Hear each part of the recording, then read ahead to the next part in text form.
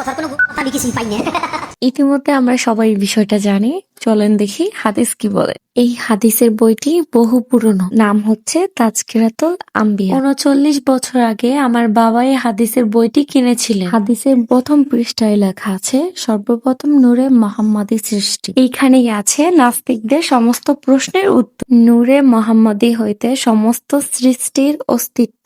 অতঃপর আল্লাহ তাআলা মাখলুকাত সৃষ্টির ইচ্ছা করিলেন। সেই সময় এই নূরকে ৪ ভাগে বিভক্ত করত।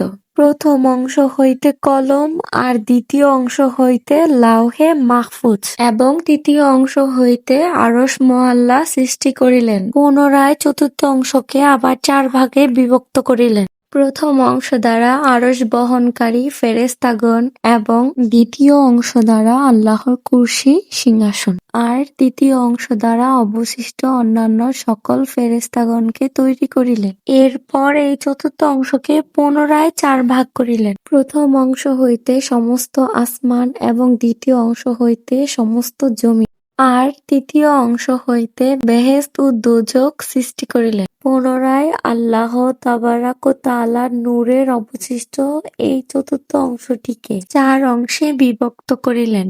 প্রথম অংশ হইতে মুমিন বান্দাদের চোখের জ্যোতি, এবং দ্বিতীয় অংশ হইতে তাহাদের কলবের জ্যোতি, আর ইহাই হইতেছে আল্লাহ তাআলার মারেফাত, এবং তৃতীয় অংশ হইতে তাওহীদ বা একত্ববাদের নূর তথা কালিমায়ে তয়্যিবা লা ইলাহা ইল্লাল্লাহু মুহাম্মাদুর রাসূলুল্লাহর নূর পয়দা করিলেন। আশা করছি এই হাদিসটি সম্পর্কে আপনারা সবাই বুঝতে পেরেছেন। দ্বীনের পথে চলুন, ইসলামকে ভালোবাসুন, খারাপ চিন্তা থেকে দূরে থাকুন। আল্লাহ হাফেজ।